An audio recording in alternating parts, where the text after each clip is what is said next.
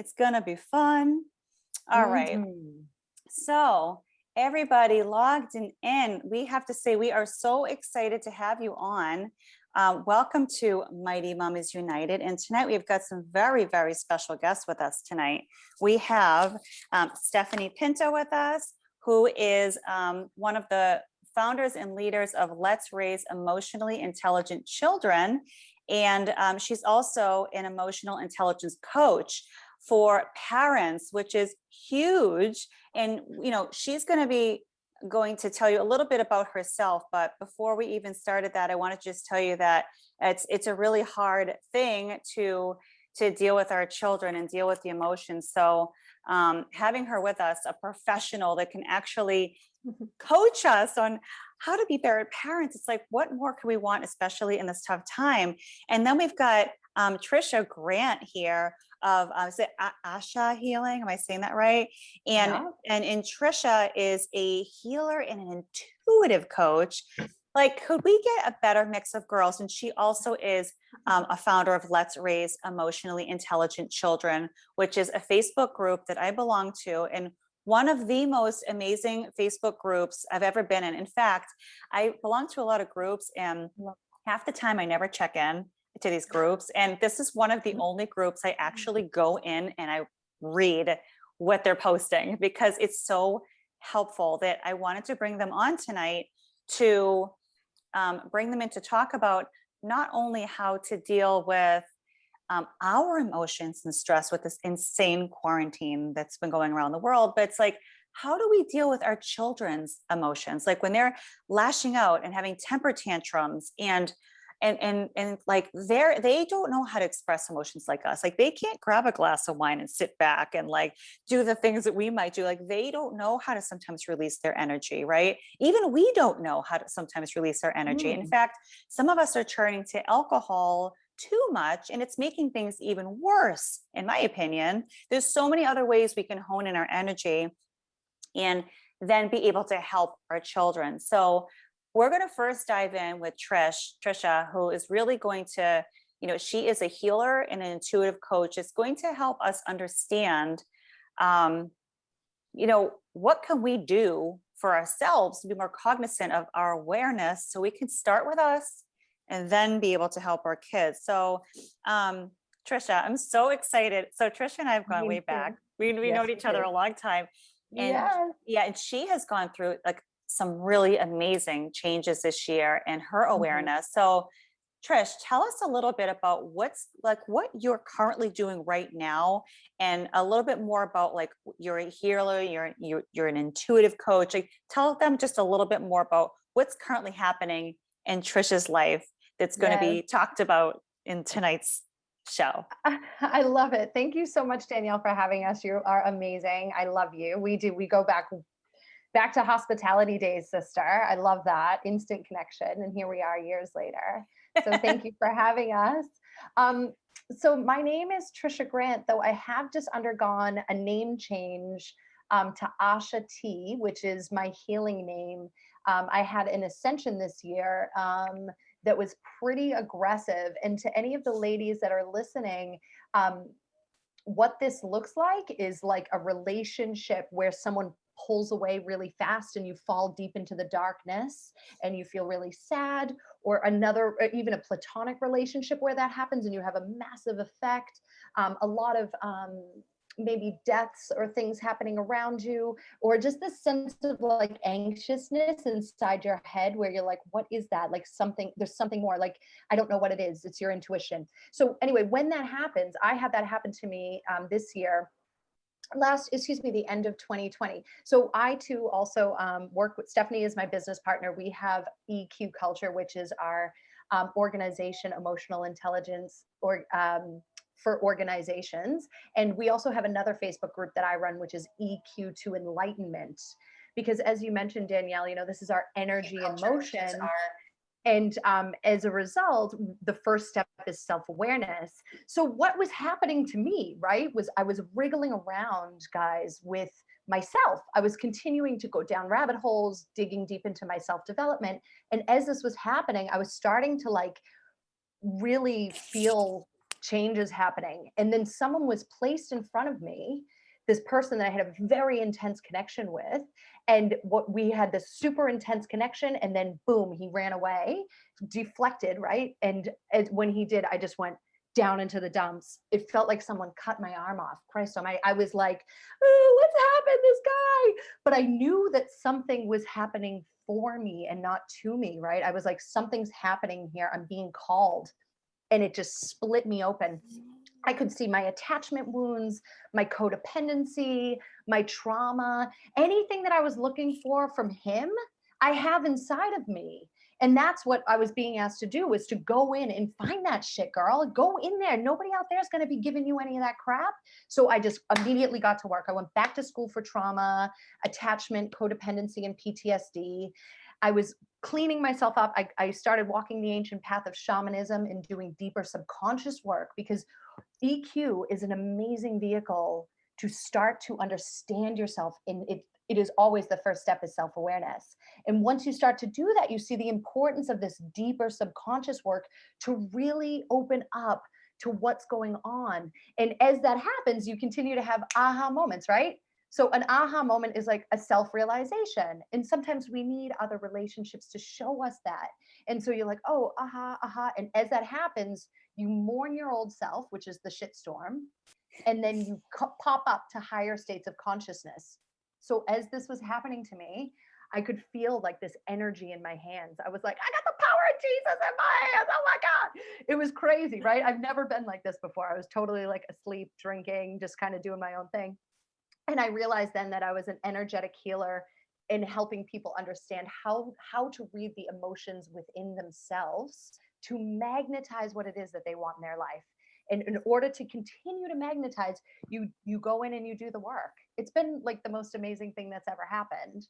And so as a result, I've now got the equipment to help as many women, men, and and ultimately children. My mission is to help children who suffer from trauma and PTSD, and these attachment wounds earlier on, so they don't have to burn through the fire like I did. They can just walk through like the gentle coals and create more healers of the world as we continue to raise the love frequency.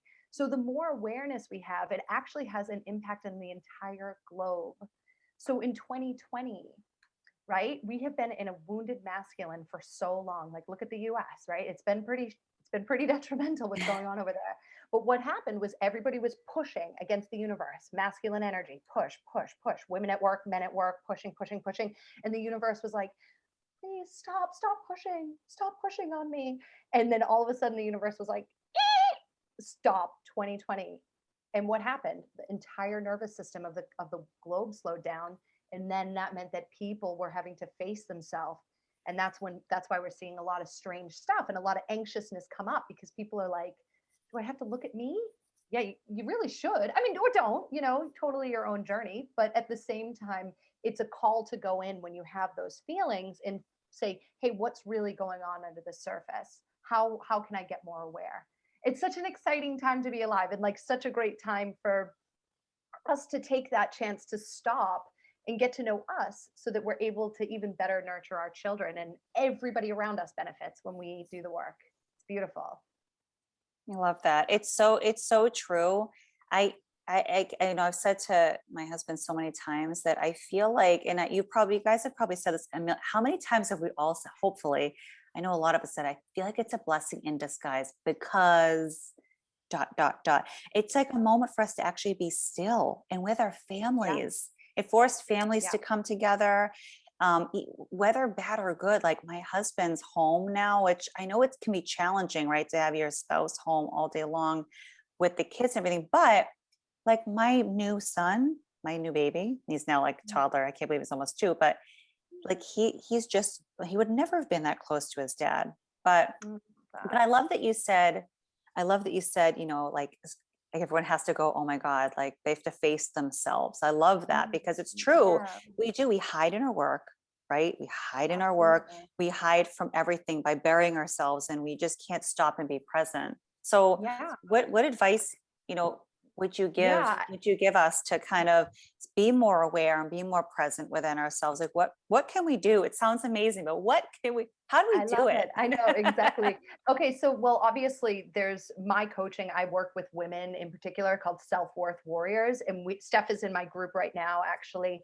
And we basically go in and we do ancestral trauma clearing. We talk about neurology, the understanding of why we're showing up, our triggers, right? So imagine your husband or your partner or your child that you're super similar with, and the triggers that they're showing you. Those people are placed in front of you to show you you.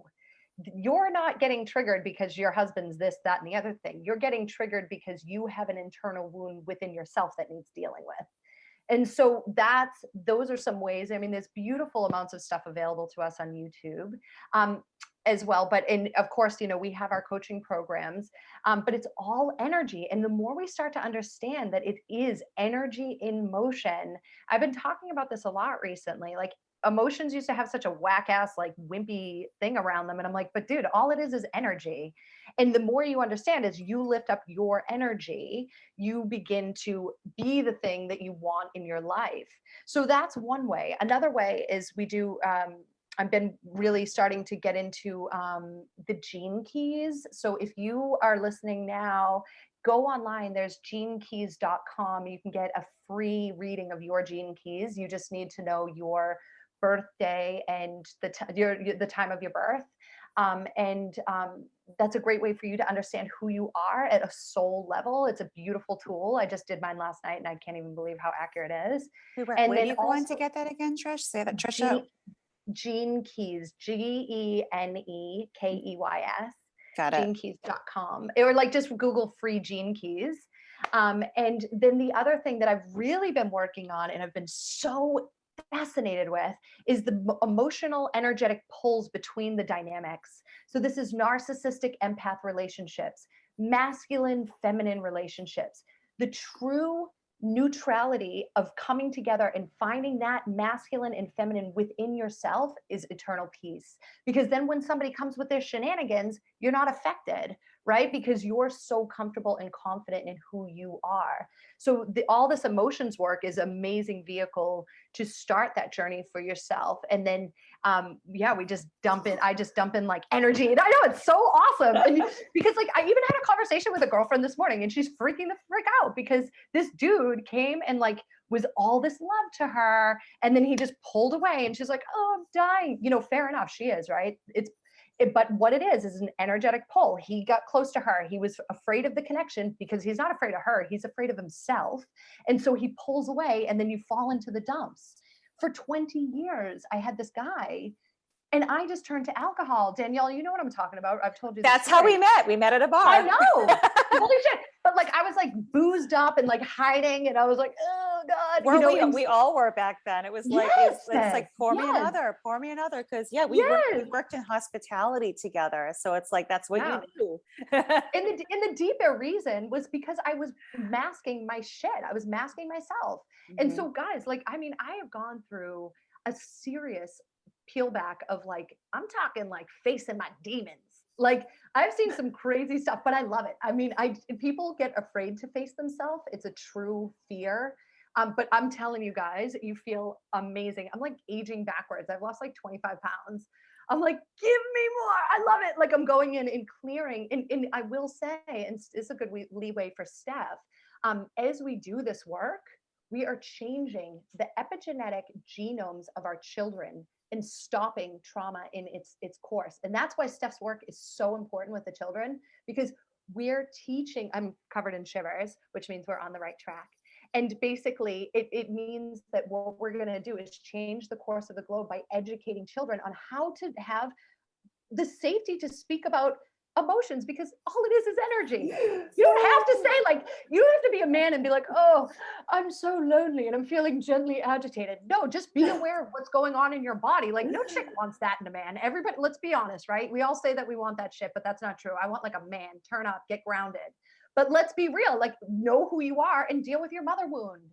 Now, if we're doing this with children now, they don't have to deal with their mother wound because their mother has given them that space to speak openly about their energy and motion.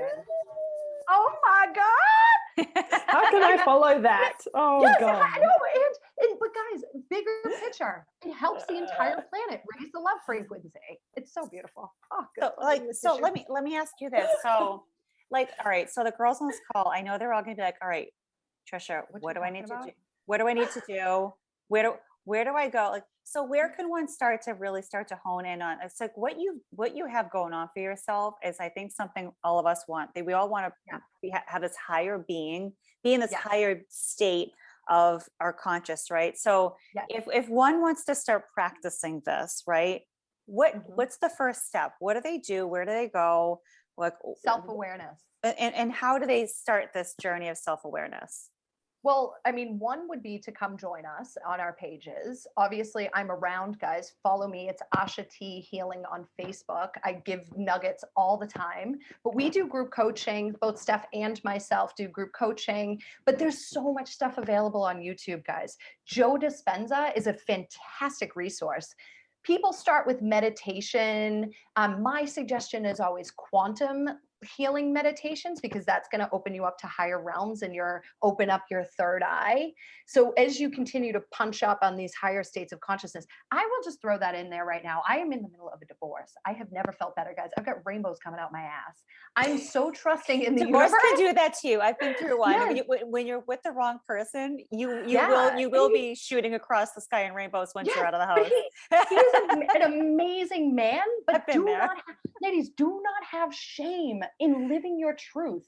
Like, if you have that little wriggle in the back of your head, sort it out. Like, trust me, you feel like amazing when you step in. And if it means like taking the moment to heal and detaching, then do that for yourself. I mean, Yeah. just do not, the shame that we carry around people breaking up and divorcing it's scary, because let's be honest, if the universe is not in that relationship, if you guys are not whole, you're just going to keep fighting. Like, Yeah. God or source or whatever you call it doesn't want you to get together when you're all damaged. He wants you to get together when you're whole and you know who you are. Some people are able to be on a same timeline with their partner and heal together. That's beautiful.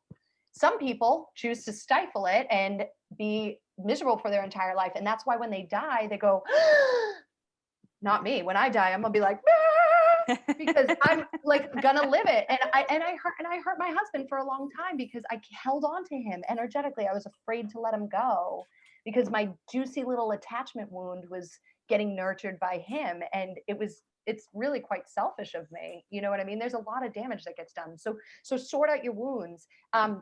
And so I guess Joe Dispenza is great. Quantum healing, checking out self-awareness, anything about learning self-awareness. We do an emotional intelligence psychometrics test, which measures your emotional intelligence, which allows you to see where you are in your journey. And then there's so many coaches out here that are helping. Come This is join us. amazing. Yeah, and you know what? You know what's so funny? That something you said made me think of something that my husband always says. Like, so very similar to Trisha. I just want to call you Trish. So easy for me to say cool. Trish. Go for it. But Yeah, it's man. like, you know, when you're in the wrong spot in life, like just like her, I've gone through divorce as well, and I've been a single mom. I've done it, and I will tell you, and it's funny. My husband now, he is my soulmate. He's the one that I should have been with from the very beginning. And Trish and I have a very similar story. We met Yeah. both of our soulmates really, like, we were really young, and we knew they were our soulmates. But you know, you do have to go through. Yes. Life is going through the mistakes. It's going through the learning. It's going through the lessons, right? Mm-hmm, mm-hmm. And one thing he says to me is, and when I was going through my divorce, and just when I go through life, my husband now always says, doing the right thing doesn't always feel right. No. Meaning, usually the hardest thing you will do in life is going to be the right thing, because it doesn't Yes. always feel good. It actually was really effing tough, because it's not Yeah. easy sometimes, right? It doesn't always feel right. So it's something that's one thing of awareness. Like, I started thinking about when you were talking, was I was like, yeah, you know, doing the right thing. Cause like going through something hard, such as divorce, that's not easy. It's not like someone No. wakes up one day and they're like, divorce. I know. Like, it's not, Oh that's yeah, not what divorce. happens. Especially, And you know, especially if it's a good guy. Like my husband yeah. he's a good man. Like he's hot too. Like, but it just like wasn't right, guys. And I knew it from the beginning, but I didn't listen to my intuition. And Mhm. like I was dealing with my trauma wound. And like And now, like, now that I can see it all, he thinks I'm crazy, which totally understandable. But like, I can see his higher self. I'm like, come up here with me. We could save the world together. But he's like, you're crazy. Yeah. And when you have No, kids, it's you're my own harder. It's parent. harder. It's hard when you have It kids is. too. Cause like, what do you, what's my, like you have a son, what's he going to think? What's he going to say? It's tough. Mhm. Yes, yes, and no, because I believe, Danielle, even in your circumstance, like your ex-partner was a lesson in your long-term journey game. And he was Absolutely. placed there for a reason. And believe 100% that our children pick the parents that they pick to come down onto earth. Now, my son is a mother effing healer. I need to give him some trauma so he's got some shit to walk through. Yeah. Like, if I wasn't getting divorced, what would he be had to complain about? You know what I mean? But he's No. just the most beautiful person, and he's going to be okay. The universe Mhm. has his back Mhm. because we're working toward a greater mission of helping the planet. And that's what I truly believe. I really do. It's so beautiful. awesome. And you're So the same, awesome. Danielle. Like, you guys have this beautiful family, and like, you and Steve got together because you guys reached a point where you're both whole, and any healing now you can do together. Yeah. And it's And a my, beautiful yeah. And it's thing. crazy. And it's right about the kids. Like my son is actually a healer too. The biggest healer I've ever met. And I've even had other Oh. intuitive coaches that have met him. They're like, your son is such a healer. I was told he was a healer before he was even born. Oh my God. Yeah. Babes, I am Yeah. covered in shivers. That means Yeah. that is an accurate statement. Yeah. Anytime I Yeah. get covered in I shivers, I did. love that. I went to, I won't get off topic, but really quick, I went to Arizona when I was pregnant for like my own mommy retreat, just me and my best friend.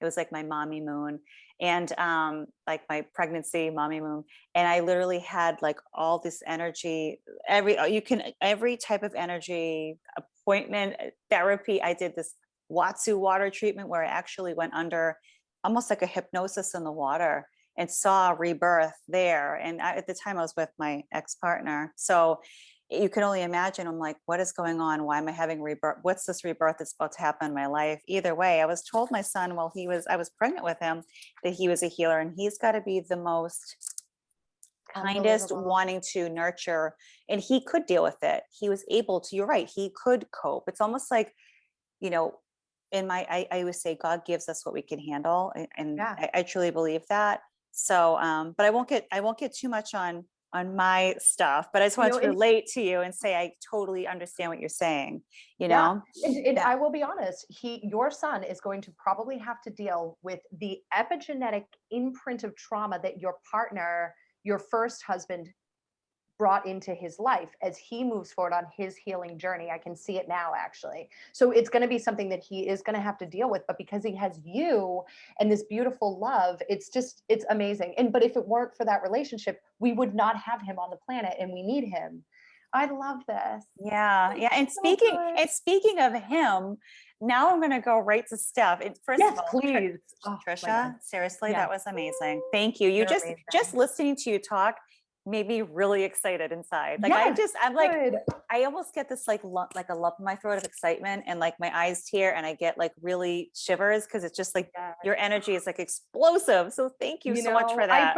I appreciate you even having this space, and like the women that you're helping with what you're doing. Like, you're an angel, and I just feel so privileged to be here with you both. You guys are both amazing. Oh, Sisters. thank I you. love And it. you're amazing. And you know, and with that said, with children, right? And like I'm gonna kind of like point over to Steph now. Like, so, you know, when it comes to our children, right? It is sweet and as kind as our kids can be, right? They're going through this emotional challenge this year with us, you know, like they can't play with like their friends and they're being homeschooled. These are the best times of their life.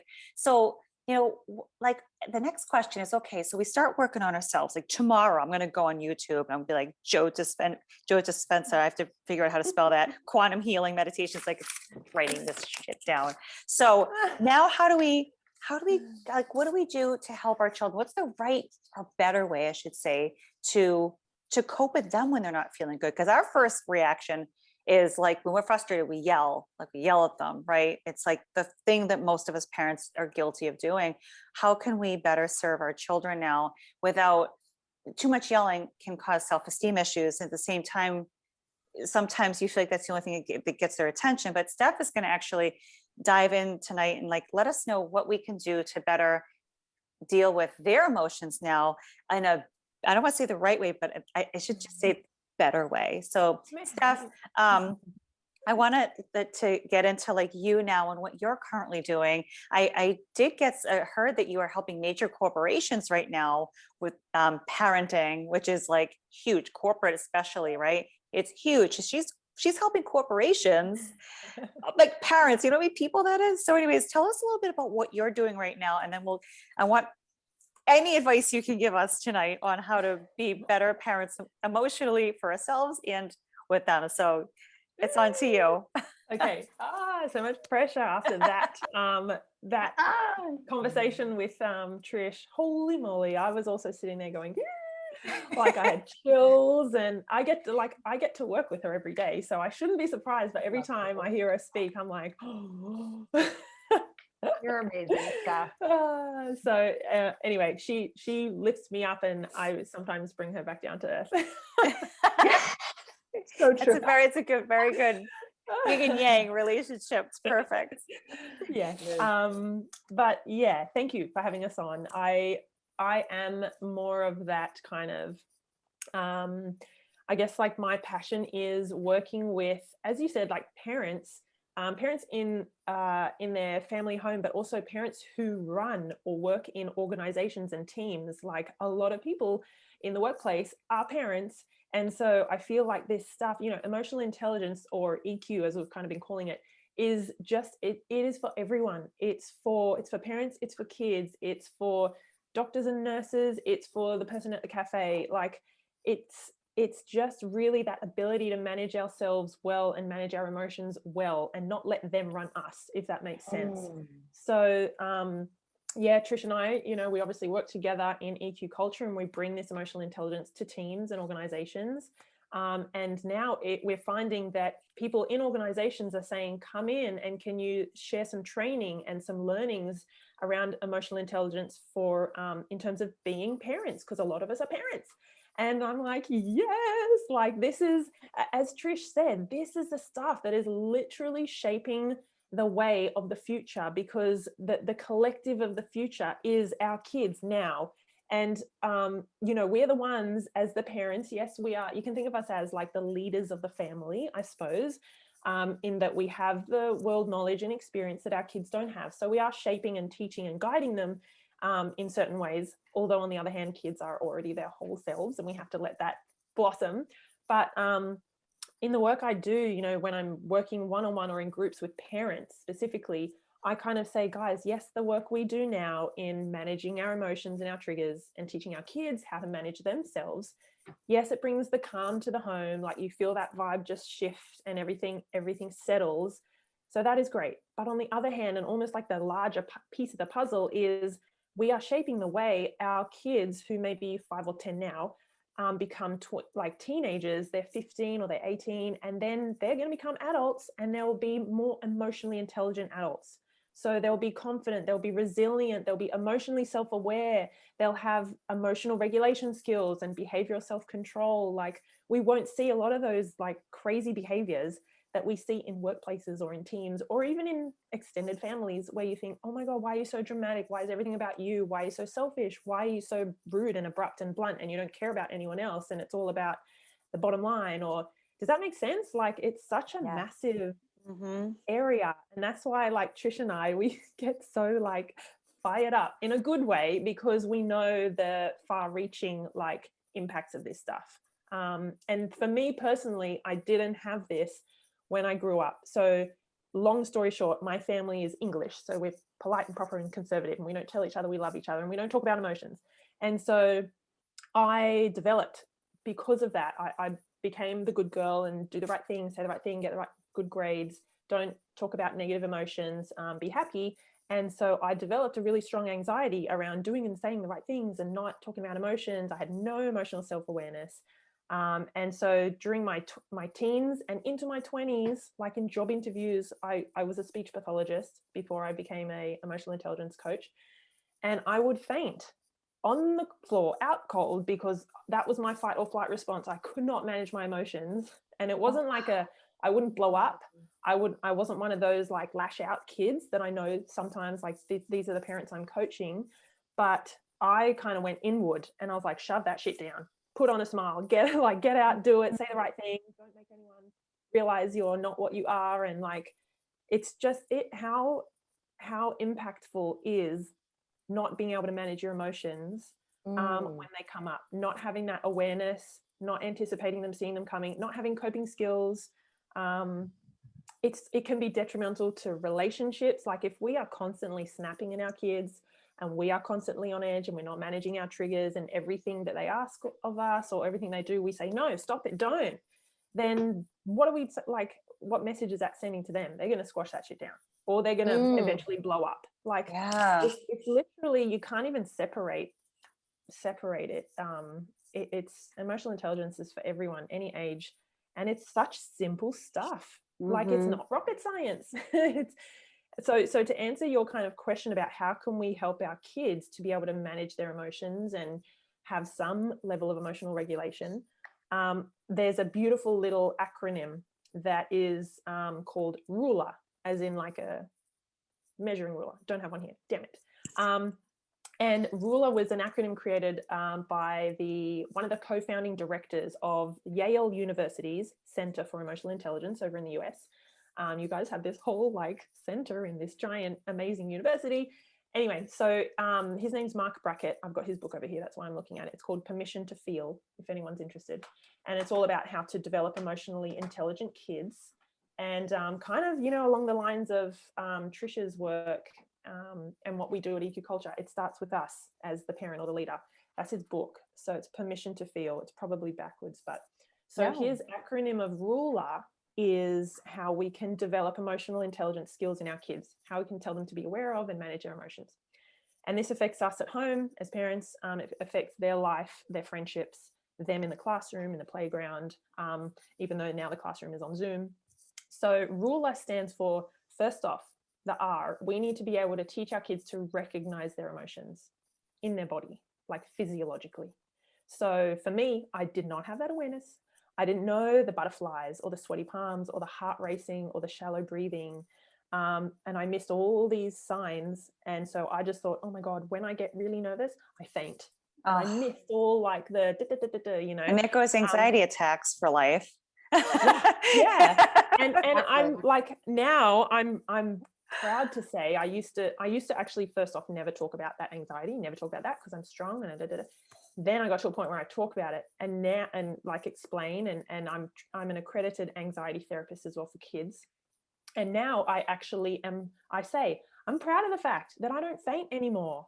Like I'm confident. I've spoken in front of a huge number of people in person and online. I've done massive international parenting summits where I speak on Zoom and it's broadcast. Like I could not be here doing this stuff if I stayed as that child with anxiety, with no emotional intelligence. Like I just went inward. I didn't blow up like I know some of our kids do. I squash it down, but either way, it's so detrimental, right?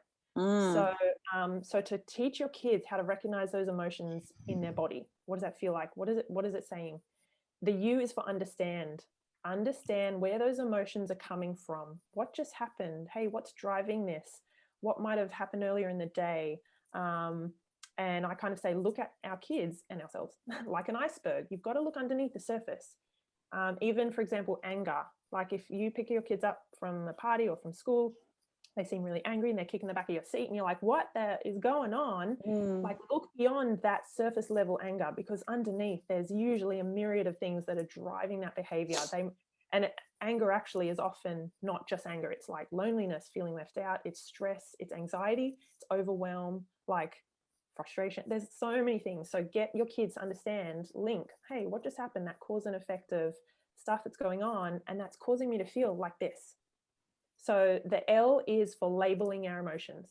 So Trish and I are massive on talking about developing emotional vocabulary. In our online course for teams and organizations, we created a beautiful emotion wheel with over 100 emotions on it. 100. Like how many of us have happy, sad, angry, and that's it. And maybe like that's for our kids, and as us as parents, we have happy, sad, angry, stressed. Good. Oh, good. Thank you. It's true. It's true. That's amazing. 100. Yeah. like, I mean, there's so many in the dictionary if you actually want to look them up, but things like, agitated and irritated or overjoyed, like there are many, many more emotion words than we actually tend to use. So teaching our kids how to develop that emotional vocabulary so they have the tools of how to express themselves. And that leads into the E of ruler, which is how to express their emotions. So in an appropriate way at an appropriate time.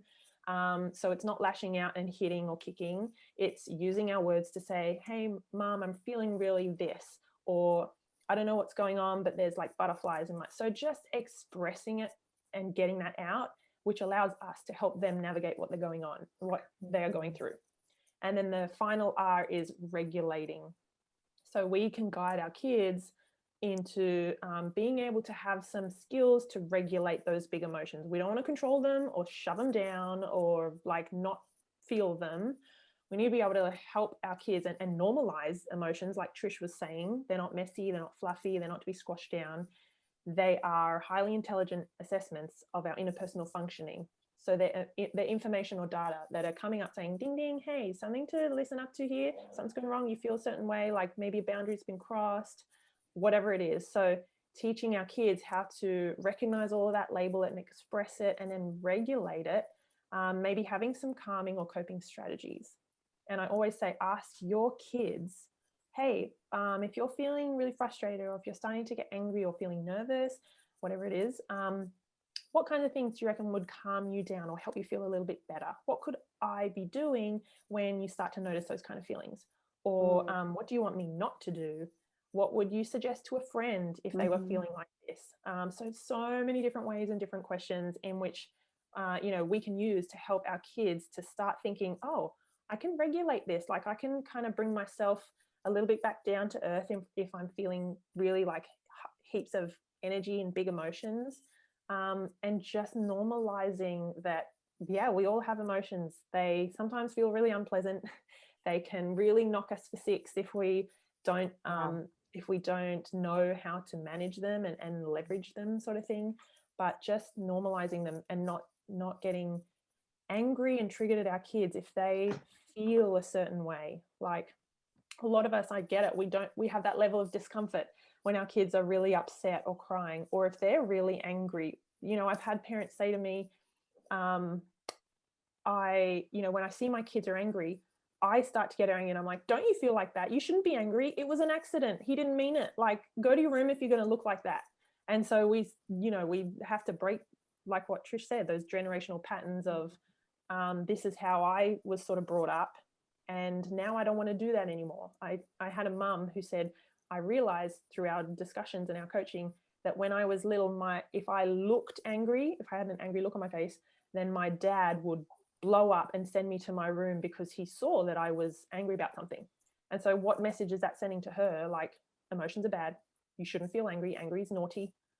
Go away. I don't want to see that. Figure it out on your own and come back when you're happy and calm. So there's so much we can do. So much.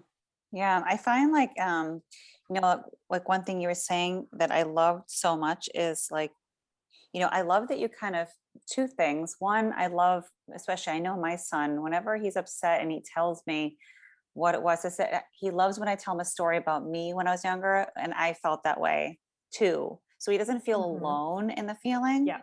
Like, so, for example, like, something will happen where maybe he felt left out or something, like someone was mean to him and didn't invite him. I said, I know how you feel because when I was younger, that happened to me once too. And I understand that you can feel sad.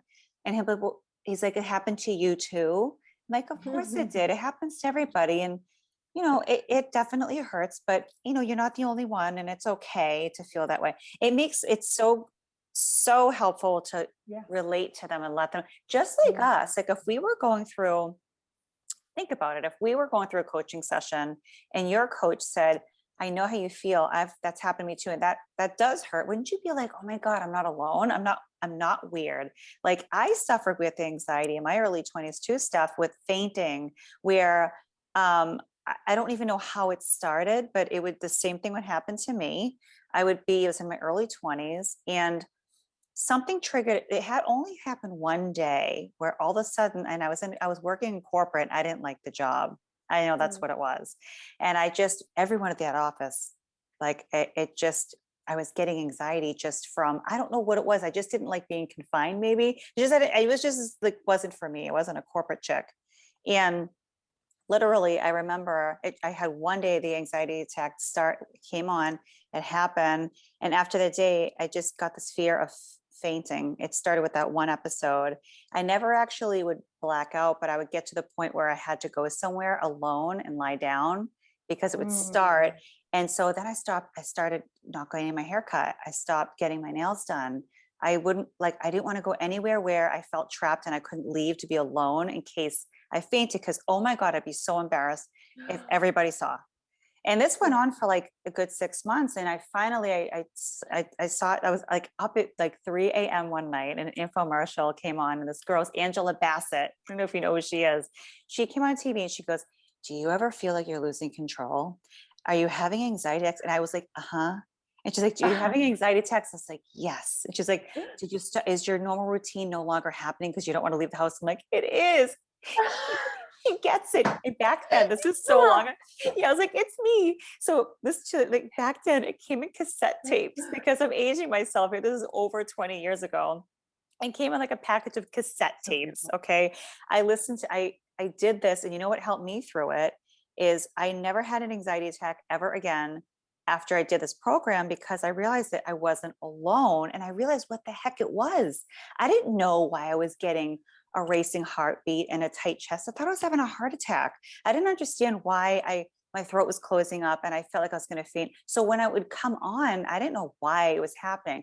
Once I understood why, I was like, I could manage it. And like what you said about your kids, like this ruler thing, like recognizing it and understanding it and labeling it, like that's huge.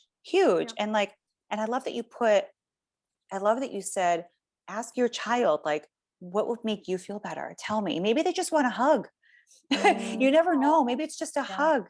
Like when my kid hugs me more than normal, I know it's just because he's stressed out. Something. Yeah. Like he'll tell me he loves me in 20 times in a minute. And I'm like, all right, what's going on? Like he's upset, like he feels something like, and that's like one of the things is when they're extra, like, but I love asking them, or what can I not do is even better. And that's like, I love how you said, I will say things like, yeah, I felt like that when I was younger, and it's not nice. Like, I get it, because any of us, all we want to have is that feeling of feeling heard and felt and understood.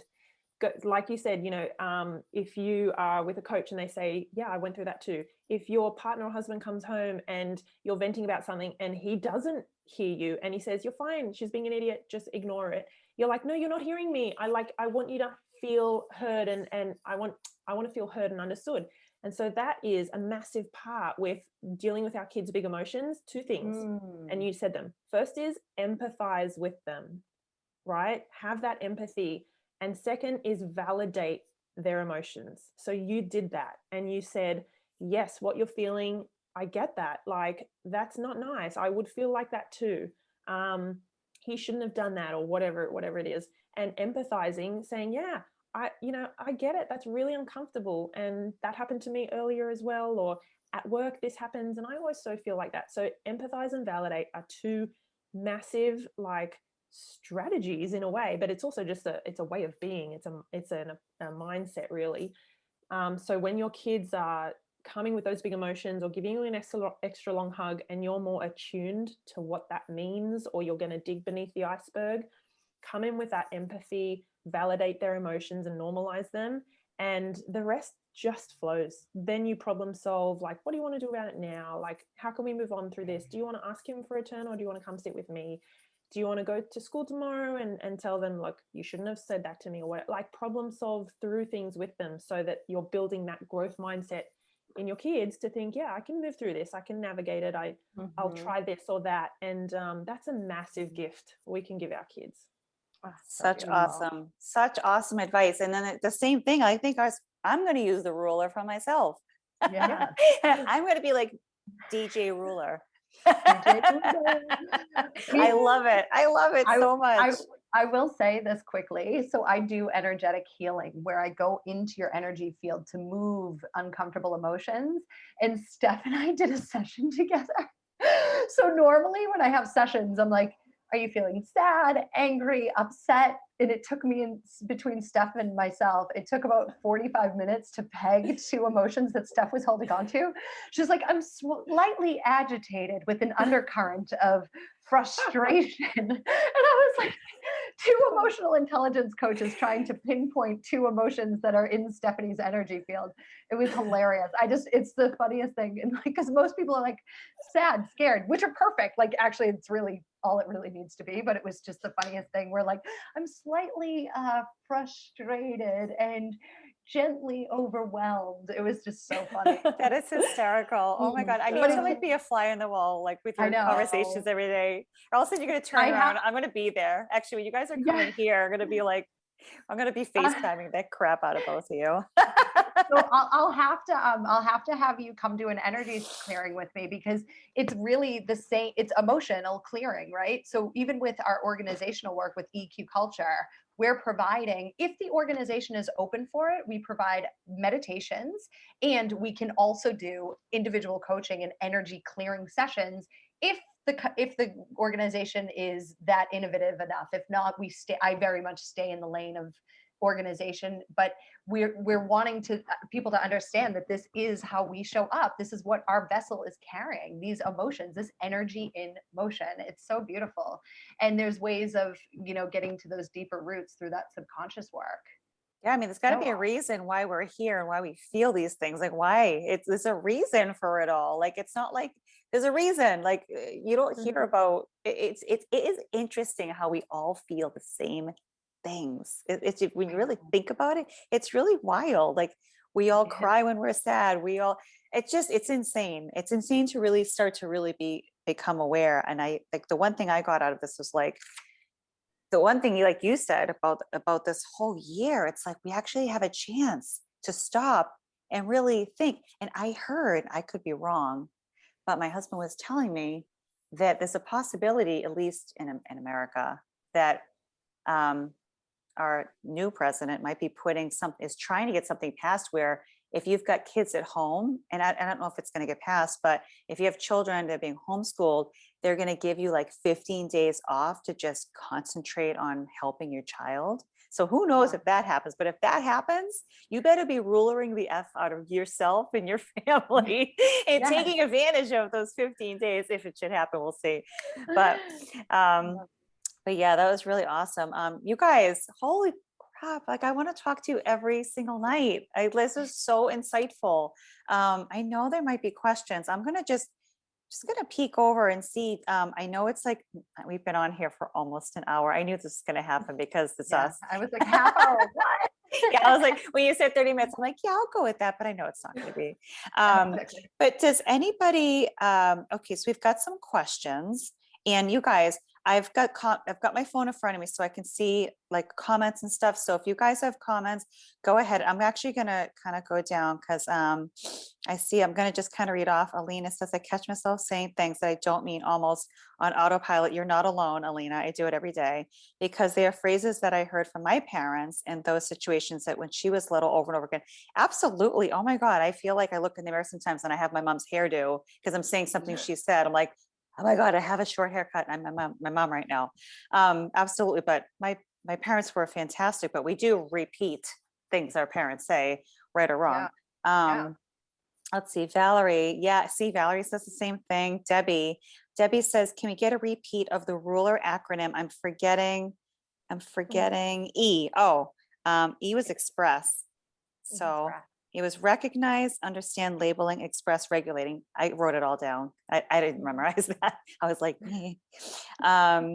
let's see. Okay, someone already wrote that. Oh, and says Valerie wants to know, what is the Facebook group again, girls? Ooh, okay, so we have two Facebook groups. Yeah, the first one is Let's Raise Emotionally Intelligent Kids. And so that's obviously all geared towards parenting, support, and raising emotionally intelligent kids, but being an emotionally intelligent parent. And the second one is EQ to enlightenment. So that's more around us as adults and just beings and people really developing our emotional intelligence and our spiritual awareness, meshing the two together as a whole holistic approach. Yes, because we've talked about that stuff, haven't we? We're really, our role in this lifetime is to bridge all of that together. I think 2020 really taught us that you cannot compartmentalize home, work, and your personal spiritual journey. It's just not going to work. Like, it's all the same. We're all connected. And so I think that Steph and I are going really, in the next sort of 10 years, is our mission is to really bridge that and be the forefront leaders in that. But we are understanding we're a little bit ahead of the curve. So if anybody's interested in EQ culture and talking about getting this into your organization, we do offer very generous commissions on connections to these organizations in schools and in medical facilities. Anybody that you know would benefit from something like this beautiful program that we've put literally like a year into creating. And it includes psychometric tests for the entire team. I don't know where I was going with that, but anyway, that's something that we would love to explore with any of the listeners as well. Well, it's because they want to know how to connect with you. So no, you answered everything. So guys, what I'll also do is I will post their group and also follow them on Facebook. Like go and follow both of them. They're here. I'm going to put out, they're tagged in this post for the invitation of this group. I tagged them and I even put the name of the Facebook group in the invite that's on this page. So follow them and go into and join their groups. And let's see, we've got some more questions here. So Valerie said, this was awesome. I'm glad you enjoyed it. So Alina put, how do you catch yourself?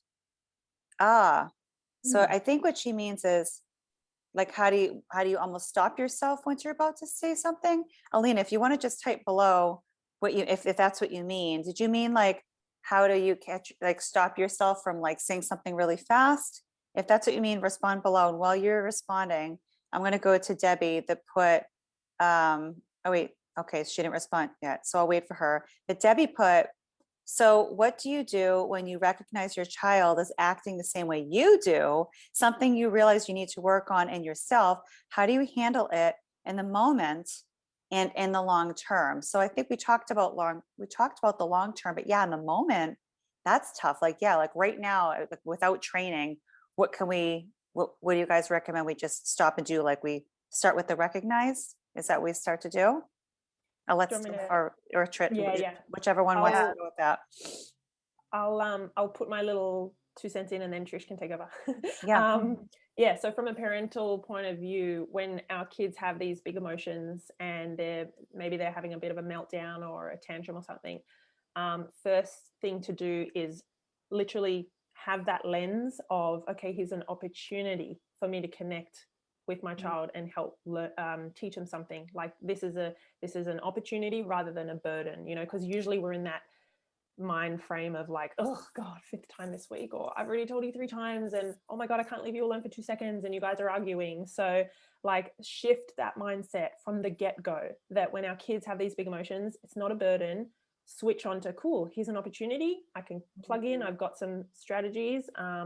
And I know how to, if you've got a game plan, which is what we coach on, which what we sort of teach, having that game plan or the framework of how to navigate those big emotions and those challenging behaviors and kind of diffuse them or help our kids diffuse. So have that mindset to begin with, shift it from the burden to the opportunity, and then to manage your own emotions and your own state so that you're not adding fuel to the fire. Because if you come in raging, saying, like, shouting or not managing your reaction, you're just going to end up in a power struggle with your and you'll try to outshout them, or you'll send them into timeout, or you'll pick them up and put them and then you win, sort of thing.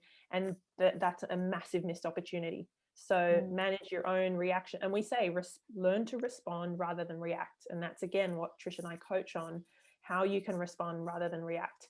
And then we teach on a game plan of how to navigate those emotions so that you're coming with an emotionally intelligent approach and not squashing your child's emotions, but yet you have strong, firm boundaries around what is and isn't acceptable in terms of behavior. So yes, all emotions are okay. They just are. They're not good. They're not bad. They are just that information that we need to navigate.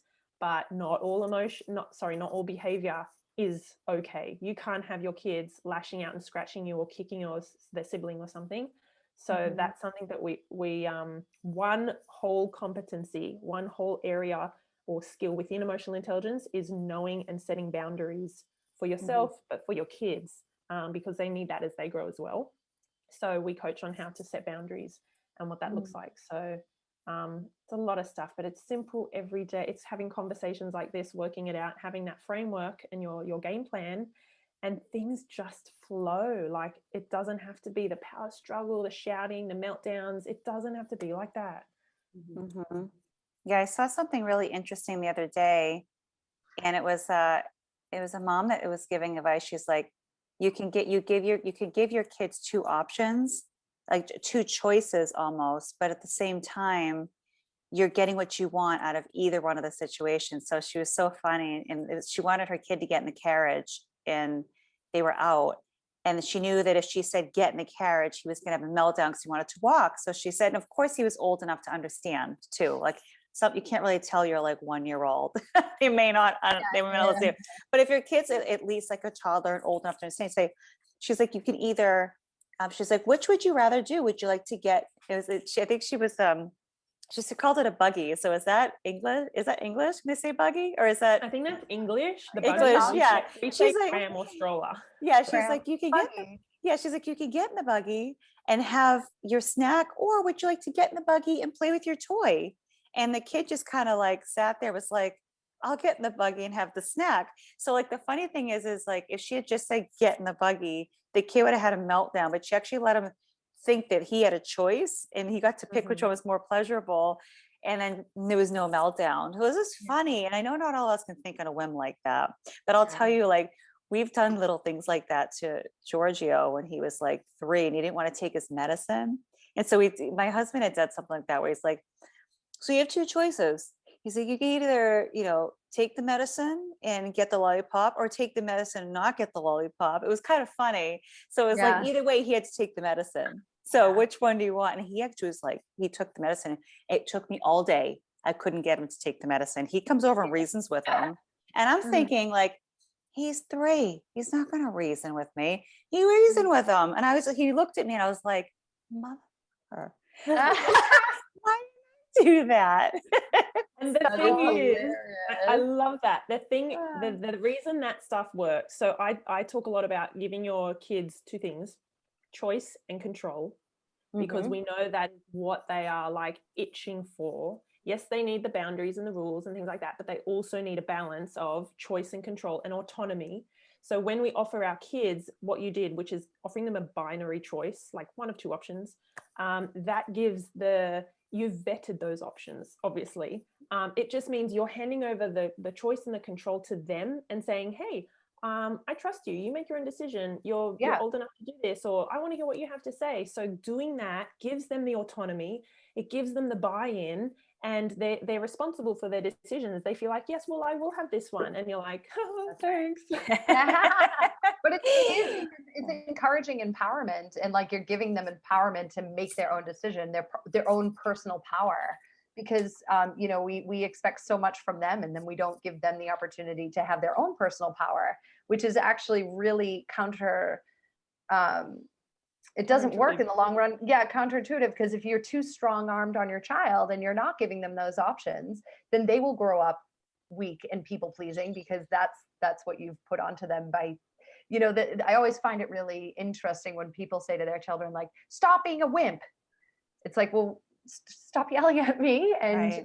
It's like it's you're creating that in a way where these people where our children don't feel as confident. So it's like empowerment. It's beautiful. I love it. Personal power. I actually have a question, and I don't want to keep you girls too long, but I feel like this is something that maybe other women struggle with. What if you say to yourself, okay, I'm going to do all the self-awareness, and I'm going to start talking to my kid this way and not that way. But what if your partner isn't in on it and starts to do their yelling method, or overbearing method or whatever, how do you balance that? If you, because it's like if one parent, I almost feel like both parents kind of got to be on the same Yeah. page to make this work, right? What's your take on something like that, where the other one's not on the same page as you and they're still doing that old method, and they don't, and you're like trying to, like, what's your advice on that? Do you get that question a lot? Huge. That is actually one of the main undercurrents in my women's group, Self-Worth Warriors. These women are doing all this work. Their children are, everybody's flourishing. And then it's almost like their husbands are like behind here. And let's be honest, guys, ladies, we're doing the work right now. There's a lot of men starting to come to the surface. I'm getting a lot of inquiries for men in healing sessions. But it's, there's this sort of this disconnect. It's all energy. Our natural thing as anyone who's doing this is to shut down and not give love to that partner and not understand where they are on their personal journey. That was my strategy with my husband in the beginning. And that's, we had a lot of, other things that we had to work through and didn't end up, staying together as a result. But I didn't give love to get love. So it's actually for me, when I'm working with my clients and I'm dealing with one who has 7 children, she is like, I'm bringing all this beautiful energy and throughout the day, blah, blah, blah. And as soon as he gets home, he's screaming at the kids and the energy goes down. And there's a real interesting time, Danielle, where you go from like your self-awareness and where you are to build it in your triggers, right? What's triggering you to setting boundaries. It's a real interesting jump. Now, behavioral self-control and setting boundaries are both competencies within EQ and emotional intelligence. So when you have a trigger, when someone upsets you, it's either a pain point within you or a pain point within them. And we go deep into that in our work, and you figure out what it is. And then that way you're able to have a think before you react. And we talked about this just with the last conversation you guys were having, but the more you do this work, the more control you will have in your frontal cortex, where you're able to really think about the situation, but you have to exercise it like every other muscle in your body. Your brain is a muscle. Interesting. So anyway, yeah, so that's how you develop that ability to not like flip. Whoever asked, like, how do you not flip out in the moment? Keep doing this work, keep understanding what your triggers are, what your pain points are by going in and figuring it out. But nonetheless, what happens now, where this woman is she's really like coming up here. She's got this beautiful perspective. She's not better than her husband, but she is at a different point in her journey. So what she and I worked on was masculine, feminine energy balancing. So if she brings a certain amount of a certain type of energy to him, then she's going to get the response that she wants. And so we work on that in that capacity. And then you really do need to think about, I'm not advocating for like divorce him, whatever, he sucks. It's not that. It's really, there might get to be a point, and Joe Dispenza talks about this, is when you're doing the work a lot, where do you draw the line and where is your boundary? When does your boundary come in? If they're not getting on board with it, you know what I mean? But you can first really, really, I don't want to say control the situation, but you can get the outcome that you want simply by being aware of your own energy. That's what emotional intelligence is. I am a ninja at having arguments with people. I give them exactly what they want. They get what they want from me. It's a beautiful way of like keeping a nice harmony of everybody feeling like they won in that situation. To be honest, it's a bit of a manipulation strategy because you're so aware of your emotions, but you're also aware of the emotions of others. So it's like anticipatory stuff. And then if you're still not seeing it, then that's when boundaries need to come in. And that's where you have to be strong. Hey, you know what? Maybe if you have someone on the other side, maybe be like, hey, it'll be a good thing for you to take a break and just let me work on a few things. They're going to be like, yeah, why not? Maybe you should put it like you're doing them a favor. Like, you know what? I'm practicing on something new right now. If you have any issues, maybe you should just tell me first. I want to handle them. Practicing on something. Maybe then Yes. maybe they'll see what you're doing and be like, she's onto something here. Hey, who knows? Maybe that's a tactic. But I think that's like the biggest thing, because like when I was going through my, when I was going through my first divorce, we tried to seek counseling, of course, but the problem is if one person's not willing to do it and the other person is, unfortunately, nothing's ever going to be cohesive and be smooth. It's like someone coming down or raining on your parade every day, right? And I think that can that's what a lot of people deal with. And just, even just from my past, dealing with like, Mhm. I would go to a therapist, right, work on me, but then I come Mhm. home and like, if he wasn't working on himself, like how's that Yeah. even gonna, how's it gonna complement each other? That's So exactly, I completely relate to that. Like my husband was just not for going to a therapist at all. And and yeah, I mean, I'm doing the work, and it's fine because he's on his own journey, and who knows, maybe he's a really good guy, maybe we'll get together in a few years. I have no idea. I don't shut my eyes to any love or anything like that. I'm totally trusting of what's going on around me. But that said, he hasn't been able to face himself yet, and so we're sort of there, not to take away from the kids or anything, but but if you can get into uh, that beautiful nature, like yourself and Steve, even where you're healing together, it's amazing. And so you need to start having those conversations and being really open and honest with yourself. Be open and honest with yourself first. That is number one. Be honest with yourself, and then be honest with those around you.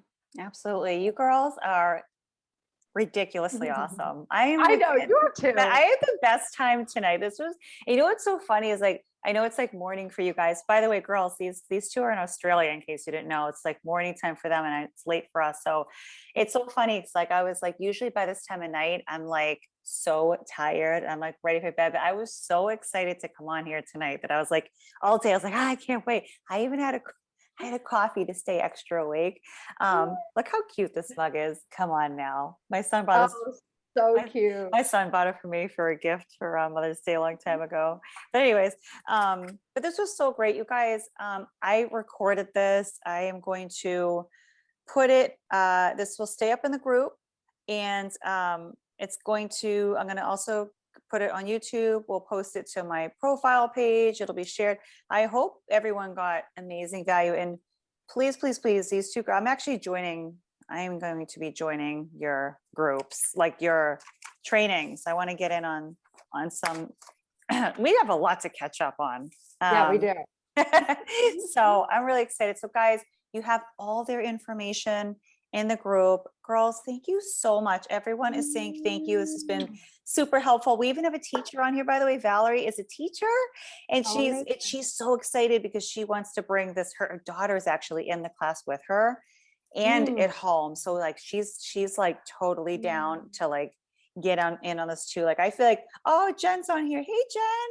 Hey, Jen, girl. Jen Palmer's on here.